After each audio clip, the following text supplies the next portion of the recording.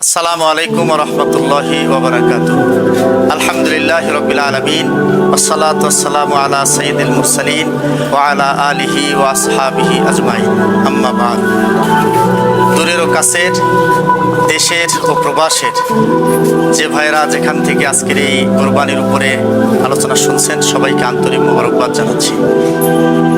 আমরা আজকে আলোচনা করব কোরবানির উদ্দেশ্যের ব্যাপারে। আল্লাহ রাব্বুল আলামিন এই কোরবানি আমাদের উপরে ওয়াজিব করেছেন। আমরা প্রতি বছরই এই কোরবানি দিয়ে থাকি।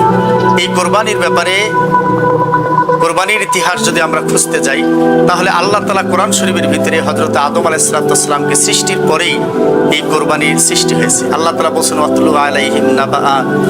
আল্লাহ তাআলা কোরআন শরীফের সূরা মায়দার ভিতরে এই আলোচনা বলেছেন যে নাবা আপনি আদামা বিল হক ইয কাররাবা কুরবানান ফাতুকবিলা মিন আহাদিহিমা ওয়া লাম ইউতাকাব্বাল মিনাল আখির। আল্লাহ তাআলা বলেন যে হযরত আদম আলাইহিস সালামের দুই সন্তান হাবিল এবং কাবিল, এই দুইজনকে আল্লাহ তাআলা পৃথিবীতে পাঠিয়ে দিয়েছিলেন। এই দুইজন কোন একটা ঘটনাকে কেন্দ্র করে দুই ভাইয়ে আল্লাহর কাছে কোরবানি সেদিন দিয়েছিলেন। এক ভাই দিয়েছিলেন একটা বকরি দুম্বা, আরেক ভাই দিয়েছিলেন শস্য ক্ষেত। আল্লাহ তাআলা সেই দুম্বাটাকে হাবিলের পক্ষ থেকে কবুল করেছেন, কাবিলের পক্ষ থেকে কবুল করেনি। সেই দিনে এই কোরবানি সেদিন থেকেই শুরু হয়েছে।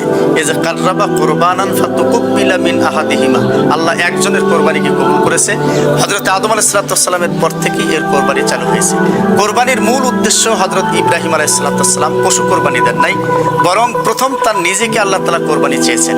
হযরত ইব্রাহিম আলাইহিস সালাম নিজেই তাকে আগুনে পোড়ার জন্য, সেই সময়ে যখন কাফেররা আগুনে নিক্ষেপ করার জন্য চেয়েছিলেন, হযরত ইব্রাহিম আলাইহিস সালাম ভয় করেননি, বরং এই আগুনে আল্লাহ তিনি সেই সময়ে যে চিন্তা করেছেন যে আগুনে আল্লাহ তাআলা আমাকে যদি পোড়ানোর ইচ্ছা করেন পোড়াতে পারবেন, কিন্তু আমাকে যদি আল্লাহর দ্বীনের জন্য আল্লাহ তাআলার প্রয়োজন হয় তাহলে এই আগুন দিয়ে আমাকে পুড়বেন না, আর যদি আল্লাহর দ্বীনের জন্য আমাকে প্রয়োজন না হয় তাহলে আগুন আমাকে পুড়ে ফেলবে। এই চিন্তা নিয়েই তিনি সেদিন প্রস্তুত ছিলেন। আল্লাহ তাআলা আগুন থেকে তাকে বাঁচাই দিয়েছে। কুল্লা ইয়া নারু কুনি বারদাম ওয়া সালামান আলা ইব্রাহিম। ইব্রাহিম আলাইহিস সালাম তার জীবনের কোরবানি প্রথম দিয়েছিলেন। শুধু কোরবানি নয়, পশু কোরবানি আসলে মূলত কোরবানির উদ্দেশ্য নয়। আমাদের যে কোরবানির যে মূল উদ্দেশ্য, এটা আল্লাহ তাআলা বলছেন তাকওয়া অর্জন করা, কোরবানি থেকে একটা শিক্ষা গ্রহণ করা। পশু কোরবানি দেওয়াই আমাদের মূল কোরবানি নয়, বরং আল্লাহ বলছেন লা ইয়ানালাল্লাহু লুহুমুহা ওয়ালা দিমাউহা ওয়ালাকিন ইয়ানালুহুত তাকওয়া মিনকুম। তোমরা যে পশু কোরবানি দিচ্ছ, এই পশু কোরবানি তোমাদের মূল উদ্দেশ্য নয়। মূল উদ্দেশ্য সেটা হচ্ছে লা ইয়ানালাল্লাহু লুহুমুহা। আল্লাহ বলছেন তোমাদের পশুর গোশত আল্লাহ তাআলা নিয়ে যান না, পশুর মাংস নিয়ে যান না, পশুর রক্ত নিয়ে যায় না, চামার টাকা আল্লাহ তাআলা নিয়ে যান না, এগুলো সব আমাদের কাছেই থাকে। তাহলে এই পশু কোরবানি দেওয়ার পরেও আমরা আল্লাহর কাছে কি দিলাম? এইটা যে দিলাম ওয়ালাকিন ইয়ানালুহুত তাকওয়া মিনকুম, আল্লাহর কাছে আমরা যেটা দিলাম সেটা হচ্ছে আমাদের তাকওয়া আল্লাহকে দিলাম।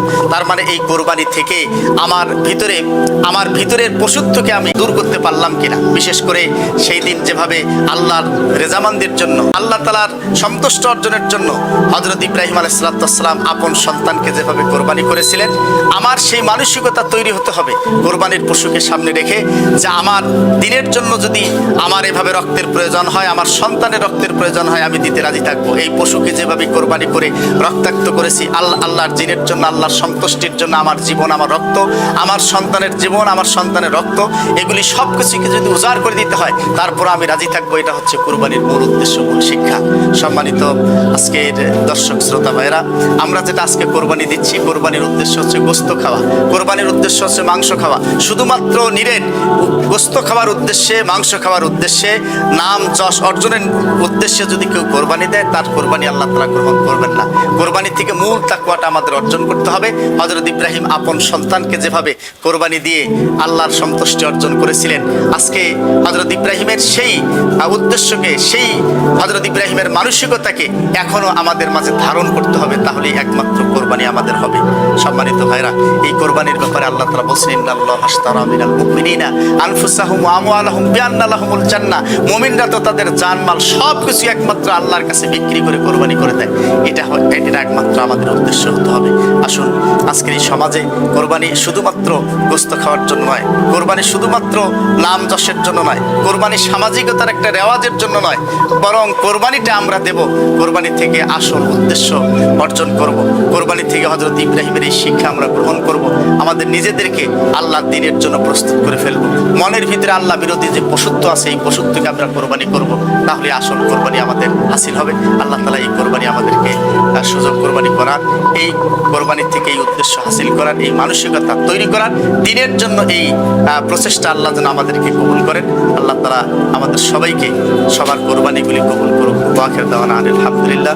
আসসালামু আলাইকুম ওয়া রাহমাতুল্লাহি ওয়া বারাকাতুহু।